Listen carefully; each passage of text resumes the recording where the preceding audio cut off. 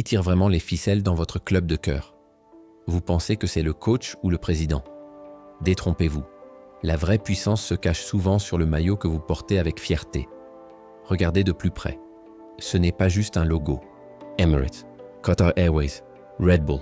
Ce ne sont pas de simples sponsors, ce sont les nouveaux maîtres du jeu. On va plonger ensemble dans les coulisses de ce business qui a transformé le football. Vous allez voir, c'est bien plus qu'une simple histoire de gros sous. Avant, un sponsor, c'était simple. Une marque payait pour être visible. Et basta. Le nom d'un entrepreneur local, une marque de yaourt. C'était du sponsoring, pas une prise de contrôle. Aujourd'hui, le deal a complètement changé.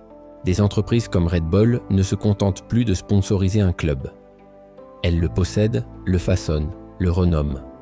Leipzig, Salzbourg, New York, ce sont moins des clubs de foot que des vitrines publicitaires géantes pour une boisson énergisante.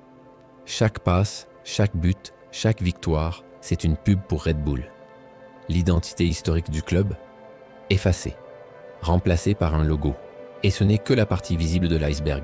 Prenez les géants comme le PSG ou Manchester City. Leurs sponsors principaux sont directement liés à leurs propriétaires. Qatar Airways et le PSG, Etihad et City. On parle de contrats à des centaines de millions d'euros. Est-ce vraiment du sponsoring ou une manière de contourner le fair play financier en injectant des sommes colossales? La ligne est devenue extrêmement floue.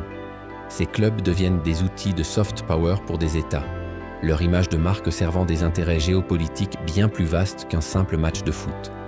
Même pour les clubs historiques comme le Real Madrid ou le Barça, la dépendance est énorme.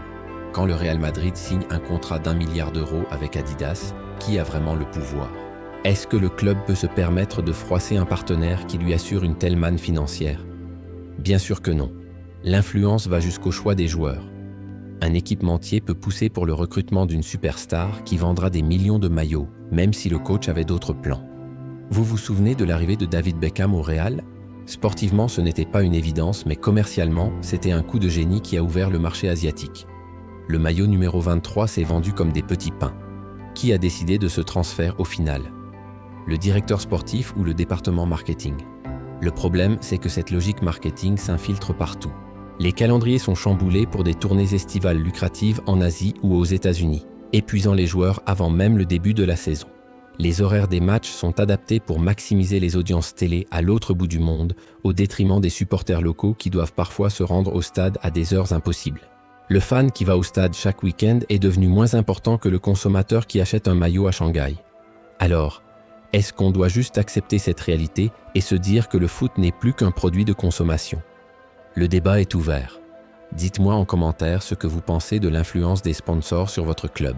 Est-ce que l'arrivée de Mbappé au Real Madrid était une décision sportive ou une décision commerciale? Votre avis est super important. Si cette plongée dans les coulisses du foot business vous a plu, abonnez-vous pour ne rien manquer. On se retrouve très vite pour une nouvelle vidéo.